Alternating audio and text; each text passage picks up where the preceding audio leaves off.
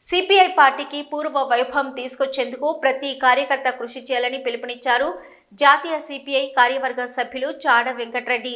కరీంనగర్తో పాటు సిద్దిపేట, రాజన్న సిరిసిల్ల, జగిత్యాల, పెద్దపల్లి జిల్లాలకు చెందిన సిపిఐ గ్రామ కార్యదర్శులు, కౌన్సిల్ సభ్యులు రాజకీయ శిక్షణ శిబిర ప్రారంభోత్సవానికి ఆయన ముఖ్య అతిథిగా హాజరై రాజకీయ శిక్షణ తరగతులను ప్రారంభించారు. పార్టీ బలోపేతం కోసం ప్రతి కార్యకర్త కృషి చేయాలని పిలుపునిచ్చారు.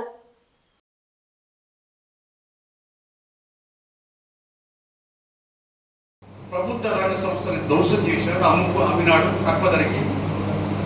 కార్మికులకు 44 చట్టాలు ఉంటే 4 కోట్ల కింద విభజించి కార్మిక హక్కులు హరించాడు, సమ్మె హక్కులు లేకుండా చేశాడు.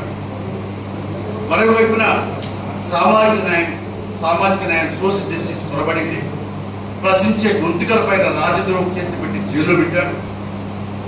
విచ్చలవిడిగా ఆఖరికి వ్యవసాయాన్ని కూడా మరి కార్పొరేట్ పైన చేయడానికి 3 సాగు చట్టాలు తీసుకొస్తే రైతులను ఎదురు తిరిగి 750 రోజులు ఒక సంవత్సరం పాటు సమ్మె చేసి 750 మంది రైతులు పుట్టన పెట్టుకుంటే అప్పుడు నరేంద్ర మోడీ దిగొచ్చి క్షేమాన్ని చెప్పాడు. అందుకని మనం ఇవన్నీ అర్థం చేసుకోవాలి. కాబట్టి ఎస్సీల పైన, దళితుల పైన, మైనార్టీల పైన దాడులు చేస్తున్నటువంటి పరిస్థితి, ముస్లింల పైన, క్రిస్టియన్ల పైన దాడులు చేస్తున్న పరిస్థితులు చూసాం. అసలు ఇప్పుడు మరి ఆయనకు మిత్రపక్షాల మద్దతుతోటి ప్రభుత్వం ఏర్పడదు. బీజేపీకి సొంత మెజారిటీ లేదు కామ్రేడ్స్.